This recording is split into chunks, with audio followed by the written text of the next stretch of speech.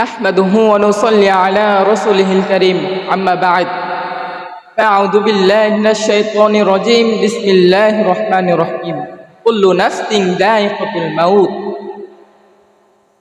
কুল্লু নাফসিন যায়কাতুল মাউত। আল্লাহ পাক রব্বুল আলামিন কোরআনে বলতেছে কুল্লু নাফসিন যায়কাতুল মাউত, মৃত্যুর স্বাদ প্রত্যেক প্রাণীকে গ্রহণ করতে হবে, আজ নয় হয়তো কাল।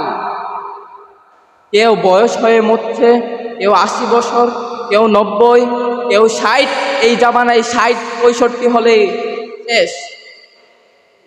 কিন্তু ভুলে গেছে যে আল্লাহ পাক রব্বুল আলামিন বলতেছে কুল্লু নাফসিন যায়কাতুল মাউত, প্রত্যেক দিন একটা লোক করে মরতেছে এলাকার ভিতরে, ওইটা আমরা ভুলে গেছি, ঠিক কিনা? আমরা দেখতেছি লাশ গোসল করাইতাছে, দাফন করাইতাছে, কবর দিতেছে, সব দেখতেছি, তারপরে আমাদের ভিতরে অন্তরে ভয় আসে না আল্লাহর প্রতি। মসজিদে আজান দেয়, মুয়াজ্জিনে বলতেছে হাইয়া আলাস সালাহ, হাইয়া আলাস সালাহ, হাইয়া আলাল ফালাহ, হাইয়া আলাল ফালাহ। আমরা শুনি 5 ওয়াক্ত আজানের সময় আমরা শুনি, বাত মসজিদে যাই না।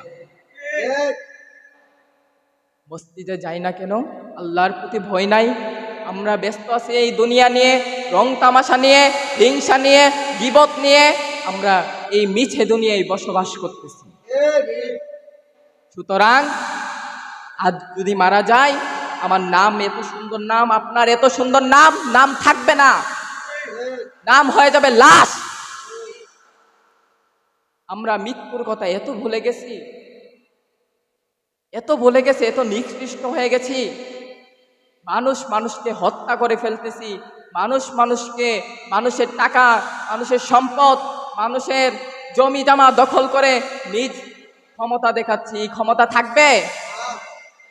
এই ক্ষমতা থাকবে না। ক্ষমতার দূর বাহাদুর চিরকাল থাকে না।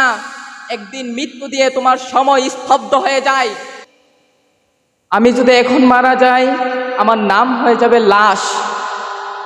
আমাদের এত সুন্দর সুন্দর নাম ছিল, ওই নামগুলা থাকবে না। চিল্লায় বলেন ঠিক কিনা?